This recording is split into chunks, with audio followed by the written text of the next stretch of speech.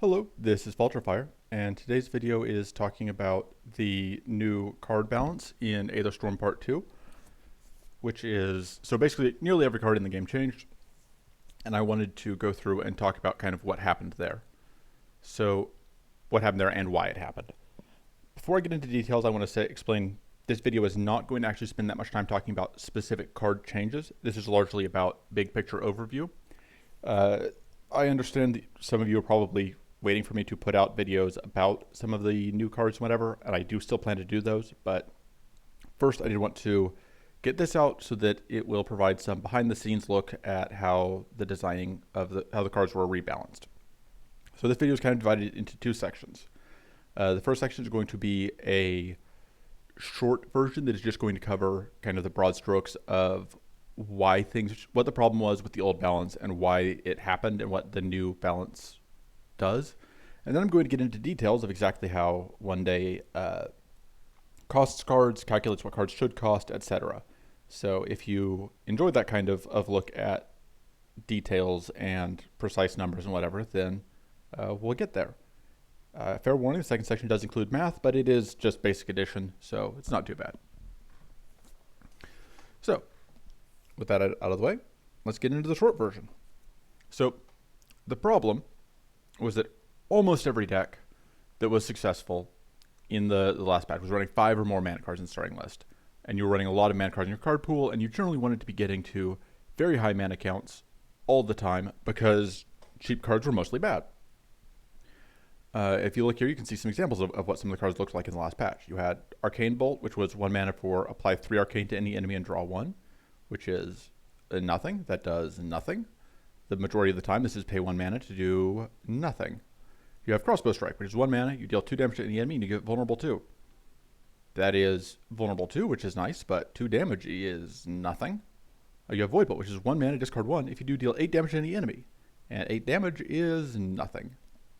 It was, and this is true for not just these cards, but the majority of cards cost like 0 to 2 mana in the previous patch.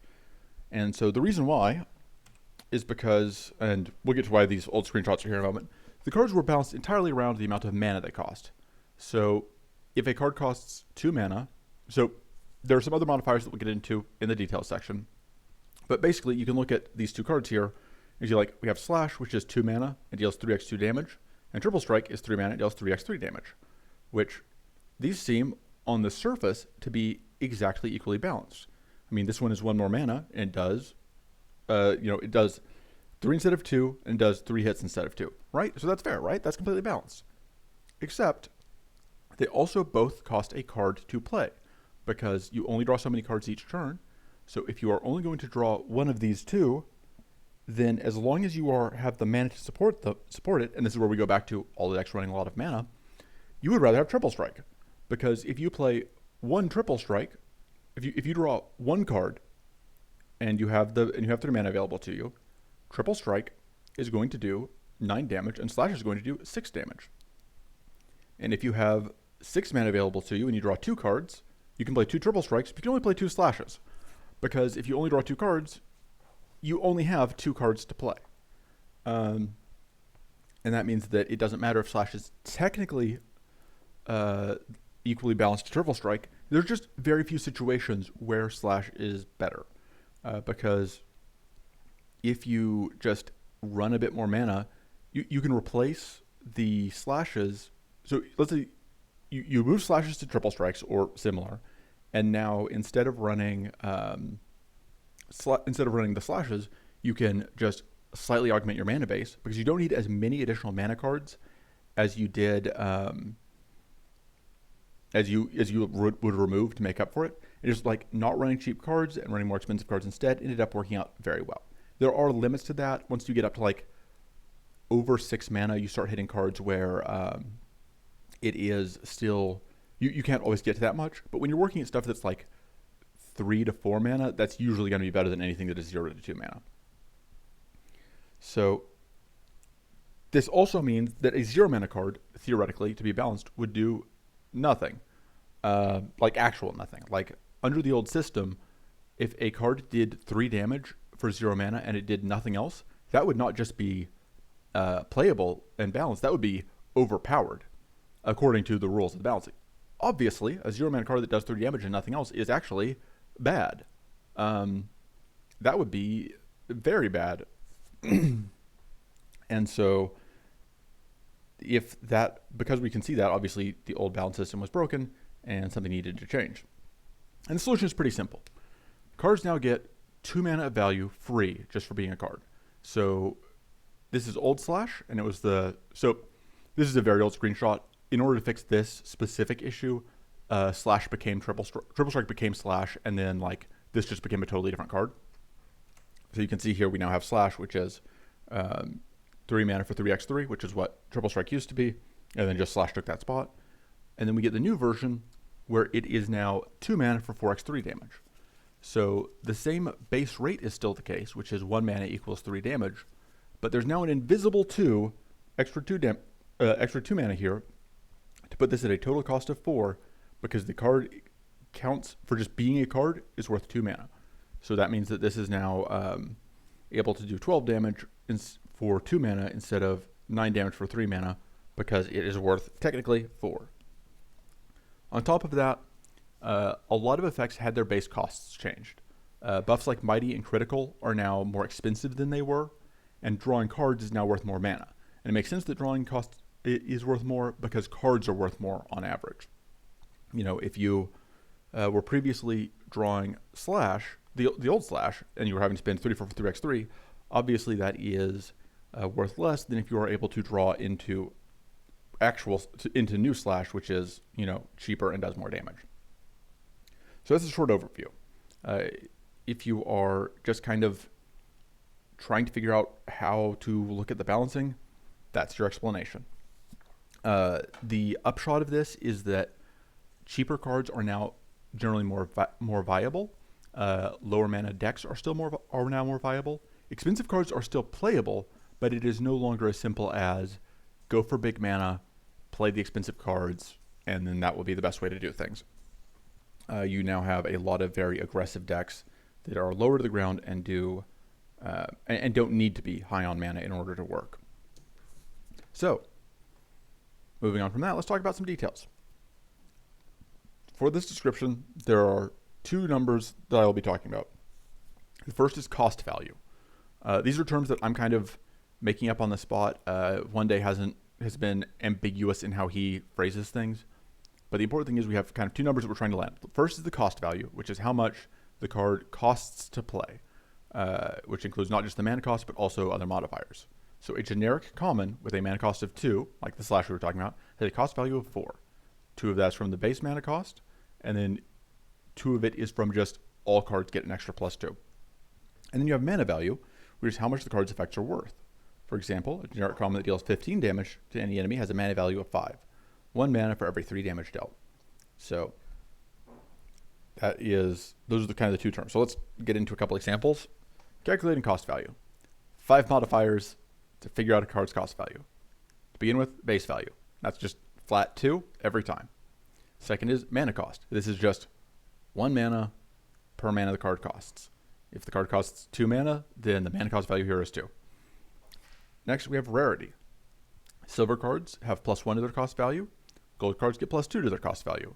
So if you have a 2 mana gold card that is a generic card, you will get 2 base, +2 for the mana, +2 for the rarity, for a total of 6. Then you have area, which is only for monster cards, which is why in the other examples I've specified generic cards. Character cards and generic cards are costed the same way. But monster cards get a bonus to their cost value equal to their area. So a monster card from area 2 will also get +2 cost value. Area 3, +3 value. Area 1, +1 value. When we get depth 4 and area 4, that will be +4 value, and those cards should be kind of crazy. And then finally, you have drawbacks. Any drawbacks the card has or conditions will increase the card's cost value. So discard 1, for example, as +1 cost value, which is worth noting. Discard 1 is +1 value, but discard 1, if you do, is +2, because that's a stronger restriction, because if the discard is required, you cannot play the card later in the turn to get the effect without having to discard. All right, slight jump here. I realized that I had a mistake in some of my later slides, so I cut off the old recording and have stapled on this new one. So Ravenous Intent is a rare monster card from Area 3. It costs 0 mana and it does not have a drawback. So let's figure out how to get the cost value on it. Let's go through all 5 of our steps. First, we get 2 from the base value. Then we get 0 from the mana cost because it doesn't cost any mana. Then we get +1 from the rarity because it's silver. +3 from area because it's from Area 3. And 2 + 1 + 3 is 6. So 6 is our total cost value for Ravenous Intent. Then we have Fueled Beam. Fueled Beam is a rare generic card. It costs 2 mana and it requires you to discard a card. So its total cost value is 7. That's 2 from base value, 2 from mana cost because it costs 2 mana, 1 from being silver, 0 from area because it's not a monster card so that doesn't apply, and then 2 from the drawback because it is a discard 1 if you do. That gives it a total cost value of 7. So that is, and you can sort of take this and hopefully from this you can start to see how you would figure out the cost on a given card to kind of evaluate how it would be balanced. I have not obviously covered all of the drawbacks. That will be later. And then upgrades are worth 2 additional cost value. So Ravenous Intent Plus goes from 6 to 8 because it has all the other factors the same except it's upgraded. So 6 + 2 is 8.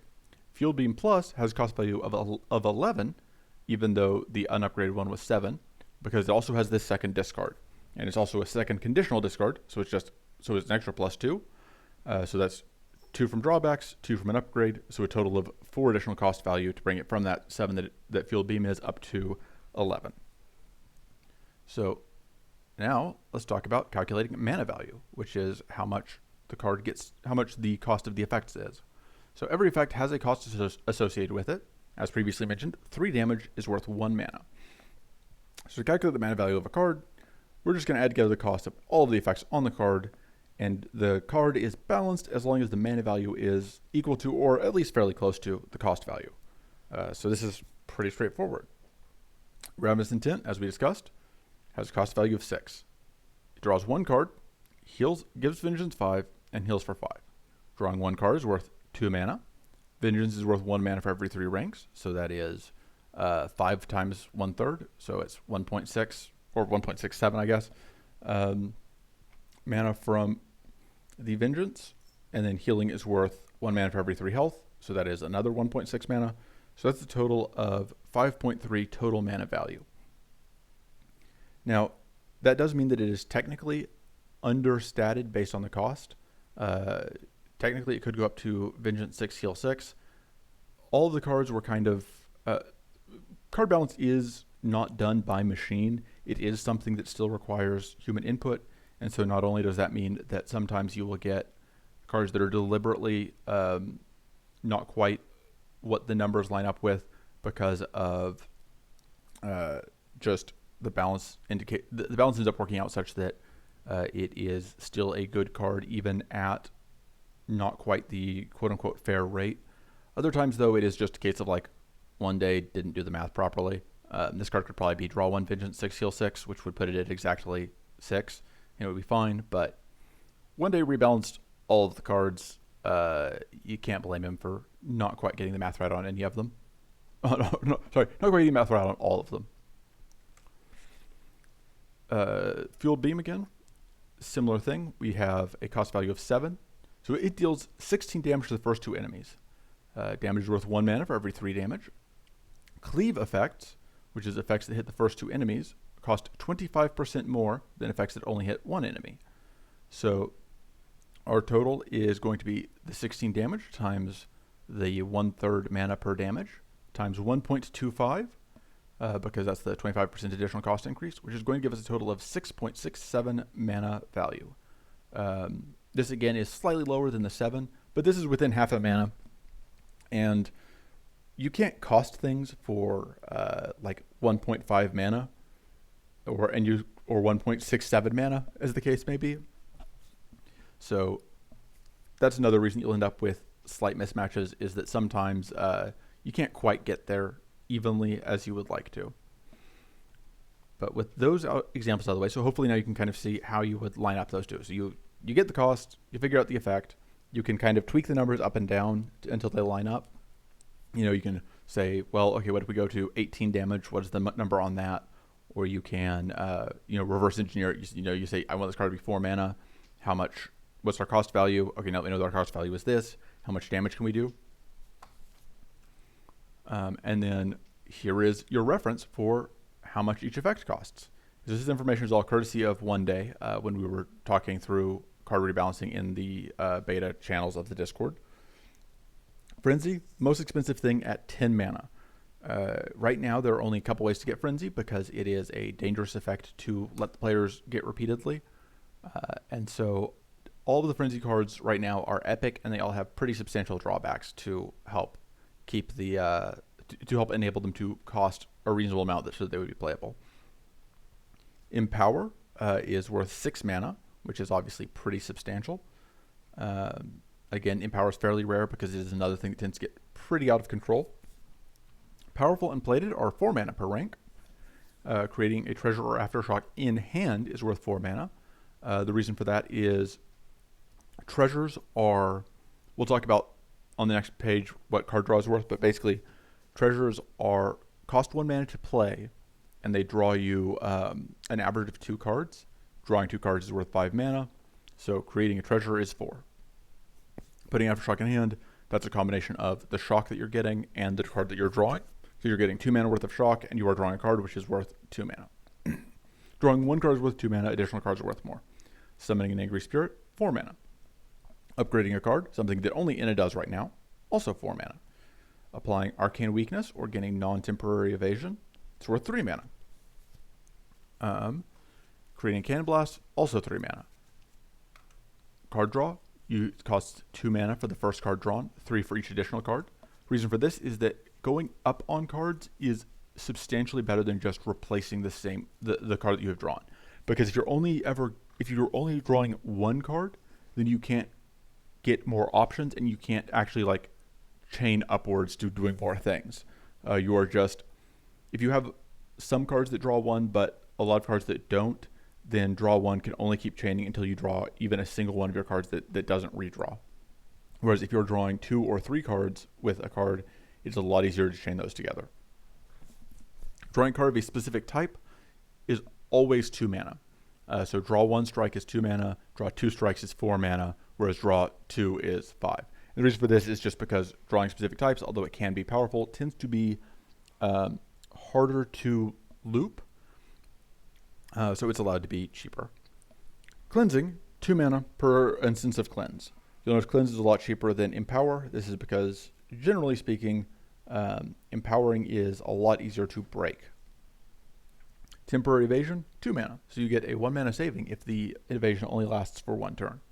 Creating a Smoke Bomb, 2 mana. Creating a Tool, also 2 mana. So you can see that in a lot of these cases, things are treated similarly to what drawing a card is costed at. Critical, Purity, Temporary Plated, Temporary Powerful, Bleed. 1.5 mana each. These are just all things that are considered powerful enough to cost more than your standard debuff. And talk about cost of standard debuff next. Shuffling Treasure into your deck is only 1.5 mana. You'll remember creating Treasure was 4 mana. The reason Shuffling Treasure into your deck is only 1.5 is that now you're having to spend a card draw on getting the treasure, which means that you now have a delay on when you get the benefit, and you have the potential fatigue affecting it, and you have the potential downside of it effectively, if you spend 1 mana on a treasure and it just draws 1 card, you have effectively done nothing. So Shuffling Treasures in your deck, much weaker, so it gets to be much cheaper. And then last on this page, Corrupt. So increasing the amount of ranks of a debuff, 1.5 mana. This is, of course, substantially cheaper than Empower is, and the reason for that is, again, Corrupting is harder to take advantage of. There are a lot of debuffs there are only a few debuffs that Corrupting is very valuable with, for example, Shocked being the main one. Bleed can also be fine, Cursed can be fine, but because applying more of a debuff is usually relatively cheap, even though Corrupt can hit all debuffs on a monster, often that ends up being only okay in terms of power level. Now we have last things, which is draw 1 and discard 1. 1 mana per time you do that. Because because draw 1 and discard 1 doesn't actually gain you a card, it doesn't even replace itself, it's allowed to be pretty cheap because it provides card selection but doesn't increase the number of cards you have. Changing any enemy's action, 1 mana. Adept and Elemental Barriers are half a mana. They are considered not quite as useful as some of the other things you can get, so they get to be cheaper. Growth, Sturdy, Vengeance, and Poison are 1/3 of a mana each. These are all buffs, and then in the case of Poison, a debuff that you kind of want in large amounts. So you get 3 per mana. Every buff or debuff not listed otherwise here, except for Doom, which I didn't list because the math on that one is tricky, and there's been conversation about changing Doom. So anyway, other debuffs and buffs not listed, 1 mana each. So 1 rank of Mighty, 1 mana. 1 rank of Overcharged on an enemy, 1 mana. Like, if it's not listed here, you can assume that it's worth 1 mana per rank. And then we have a whole bunch of things you just kind of do in amounts. Dealing damage, gaining shield, healing, applying status. All of that is 3 per mana. So 1/3 of mana per damage dealt, per shield gained, per healing you get, per status applied. And then you have a couple modifiers here. If an effect targets all enemies, it costs 1.5 times as much. If it only targets the first 2 enemies, it costs 25% more. This does mean that you do get kind of a bargain on things that target all enemies, with the flip side being, of course, that you don't always get usually, even if there are multiple enemies, you don't always get, twice as much value out of putting, say, vulnerable 1 on 2 different enemies versus putting on just 1. And this is also kind of to help balance out the fact that in a lot of the most dangerous fights, you're only fighting 1 or 2 enemies to begin with. A lot of the boss fights are going to be against 1 enemy, which means that AoE cards would become, or when AoE cards are costed more expensively, it becomes hard to justify taking them, because in the fights where you most need extra help, like CPU or Maw or Baelator, or the dragons in area 2, you're only fighting 1 enemy, and so having this really inefficient card isn't worth it. Finally, let's talk about the drawbacks. So discard 1 mana. Shuffle a Shock Spasm into your deck, also 1 mana. Create an Exhaustion in your discard pile, 2 mana. Discard 1, if you do, 2 mana per card discarded. Shuffle an Exhaustion into your deck, 3 mana. This is worth more than creating Exhaustion in your discard pile, because it's more likely to actually impact you. Even if your deck can win quickly, shuffling an Exhaustion into your deck is pretty hard to avoid a lot of the time. Triggering an enemy action is worth 3 mana. Summoning an enemy shade is worth 4. And then gaining Doom 1 is worth 6 mana. Most of these, pretty straightforwardly, do it again, you double the cost. So like discard 2 is 2 mana, shuffle 2 Shock Spasms is 2 mana, create 2 exhaustion in your discard pile is 4 mana, and so on. The one exception to this is gaining Doom, where obviously gaining Doom 2 is less of a punishment than gaining Doom 1, but I don't know exactly how the math on that works.